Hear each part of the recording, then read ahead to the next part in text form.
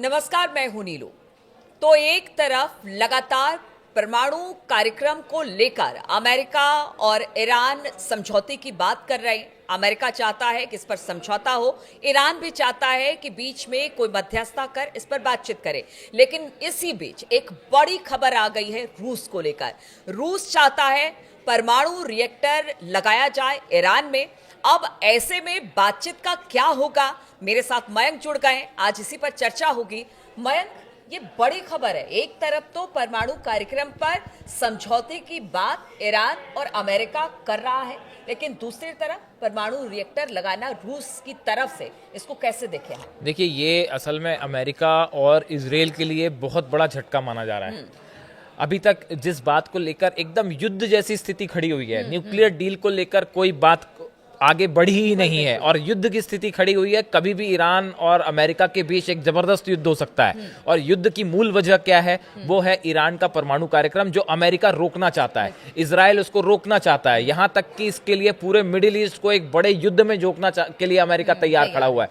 ऐसी स्थिति के बीच ये खबर आ रही है कि रूस जो है वो ईरान में परमाणु रिएक्टर्स लगाने पर, परमाणु यूनिट्स लगाने पर विचार कर रहा है, न्यूक्लियर यूनिट्स लगाने पर विचार कर रहा है। ये अपने आप में अमेरिका और इजराइल के लिए एक बहुत ही बड़ा सेटबैक से कम नहीं है।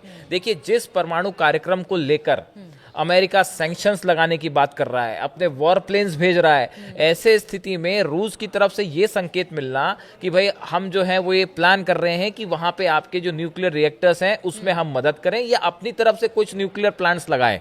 ये अपने आप में एक ऐसी स्थिति है कि आपने सीधा जो है अमेरिका को चैलेंज कर दिया है रूस ने यहाँ पे।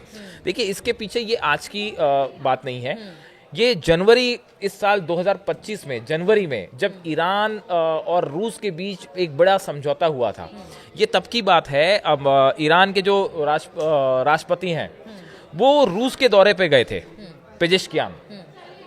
वहां पे जनवरी में रूस और ईरान के बीच में एक बड़ा समझौता हुआ, जिसको ये कहा गया कि भाई ये 20 साल के लिए ये एक विजन अब हम आगे शेयर कर रहे हैं। और उस समझौते के बाद, देखिए, उस समझौते के बाद इसको एक रणनीतिक स्ट्रैटेजिक पार्टनरशिप की तरह लिया गया कि इस पूरे ओवरऑल दोनों की बायलैटरल जो रिलेशनशिप है ईरान और रूस का, उसको कहा गया कि ये एक स्ट्रैटेजिक पार्टनरशिप अगले 20 सालों का विजन हम तय कर रहे हैं। और इसमें जो है कई क्षेत्रों में आपस में सहयोग की जब बात हुई, उसमें से एक मुद्दा जो था वो परमाणु न्यूक्लियर प्रोग्राम को भी लेके था। अब देखिए, ये जो विदेश मंत्री हैं अब्बास अराक्ची, ये मैं जनवरी 2025 की बात कर रहा हूँ, उन्होंने इस मुलाकात के बाद उन्होंने जो है वो रूस के राष्ट्रपति व्लादिमीर पुतिन से उनकी मुलाकात हुई, ईरान के जो राष्ट्रपति हैं इनकी मुलाकात हुई। इसके बाद जो विदेश मंत्री का जो बयान आया, ये संधि, जो समझौता हुआ, यह समझौता न केवल एक महत्वपूर्ण मोड़ है जो हमारे द्विपक्षीय संबंधों को मजबूत करता है, या केवल एक राजनीतिक समझौता नहीं है, ये भविष्य का रोड मैप है। तो ईरान और रूस के बीच जनवरी में ही ये तय हो चुका था कि अगले 20 साल के लिए हम किस स्ट्रैटेजी पे काम करेंगे। इसके बाद हुआ ये कि पेजेश्कियान जो है राष्ट्रपति ईरान के, इनके साथ जो है एक बायलैटरल टॉक के दौरान, उसके बाद जो प्रेस कॉन्फ्रेंस होती है उस में जो है पुतिन की तरफ से कहा गया कि उनका देश यानी रूस ईरान में नई परमाणु ऊर्जा यूनिट के निर्माण पर विचार कर रहा है।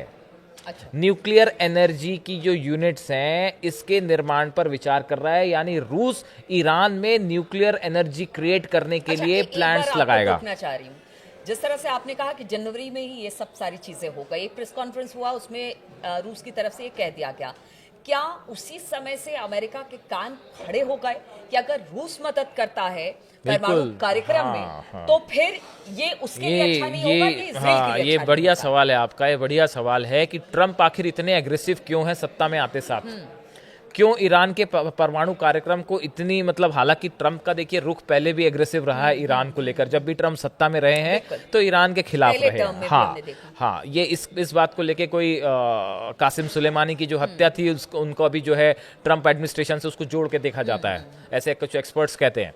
अब उसके बाद देखिए स्थिति ये है कि पहले ट्रंप ने जो ईरान के साथ परमाणु समझौता था, जो बराक ओबामा के समय हुआ था उसको कैंसिल कर दिया था। उसके बाद अब ये जो आपने सवाल पूछा कि क्या ये जो जनवरी में बायलैटरल टॉक हुआ ईरान और रूस का, और उसके बाद व्लादिमीर पुतिन का ये कहना कि साहब हम ईरान में न्यूक्लियर एनर्जी यूनिट्स लगाना चाह रहे हैं, उन्होंने न्यूक्लियर रिएक्टर नहीं कहा, रूस ने उसको न्यूक्लियर एनर्जी यूनिट्स कहा है। तो न्यूक्लियर एनर्जी जब बन रही है तो उस न्यूक्लियर एनर्जी का इस्तेमाल तो कुछ भी हो सकता है, उसका इस्तेमाल तो हथियार बनाने में भी हो सकता है और बिजली जलाने में भी हो सकता है। तो देखिए, किसी भी तरह का न्यूक्लियर कोऑपरेशन रूस और ईरान के बीच होना, ये अमेरिका और इजराइल के लिए एक बहुत बड़ा झटके से कम नहीं। और दूसरी चीज़ देखिए क्या है कि जो ये न्यूक्लियर एनर्जी है, न्यूक्लियर आप जब हथियारों की बात करते हैं उसके लिए तो रूस भी ये इस बात को तैयार है, और ईरान लगातार कह रहा है कि भाई हम जो है वो अपना परमाणु कार्यक्रम आगे नहीं बढ़ा रहे, हम कोई हथियार नहीं बना रहे, लेकिन हमारी जो अपनी खुद की नीड्स हैं, भाई आपको देश में बिजली सप्लाई करनी है, उद्योगों के लिए बिजली की जरूरत है, अलग अलग कारखानों के लिए बिजली की जरूरत है, इसके लिए हमको जो है अपने न्यूक्लियर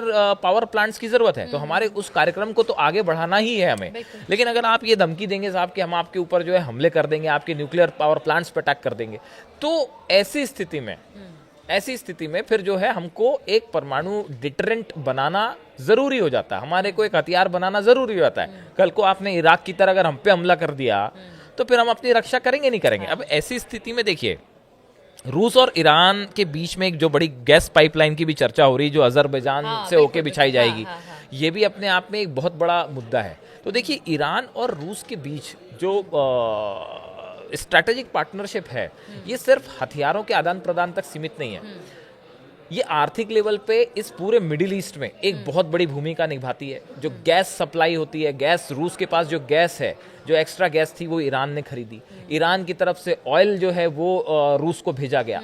जब भी हथियारों की जरूरत पड़ी, ड्रोन की जरूरत पड़ी, तो ईरान ने ड्रोन प्रोवाइड किए। जिस समय रूस यूक्रेन युद्ध एकदम पीक पे चल रहा था और बाइडन एकदम अगेंस्ट खड़े हुए थे रूस के, पुतिन के, उस समय ईरान ने उसकी हमेशा मदद की। ऐसी स्थिति में अब ये एक नई खबर आना, देखिए इसका इंपॉर्टेंस ये है क्योंकि न्यूक्लियर डील को लेकर कोई समझौता नहीं हो पा रहा है। खामेनी अपनी शर्तों पे हैं, अमेरिका अपनी शर्तें मनवाने का जोर डाल रहा है। ऐसी स्थिति में जब न्यूक्लियर डील को लेकर युद्ध होने की आशंका है, ऐसे में अगर ये खबर आए कि रूस ये चाह रहा है कि ईरान में परमाणु यूनिट्स लगाई जाए, तो ये एक इस तरह की बात है, ये अमेरिका को सीधी चुनौती है कि भाई आप जो चाहे कहते रहिए, हम तो वही करेंगे, ये हमारा अधिकार है और हम उसके हिसाब से चलेंगे। तो पुतिन ने एक प्रकार से, देखिए पिछले कुछ दिनों में शुरुआत में चर्चा हो रही थी कि ट्रंप और पुतिन की दोस्ती बड़ा कमाल कर देगी, लेकिन अगर आप देखें कि पिछले 15-20 दिनों में ये दोस्ती की जो चर्चाएं थी ना, ये थोड़ी सी संतुलन बिगड़ गया है।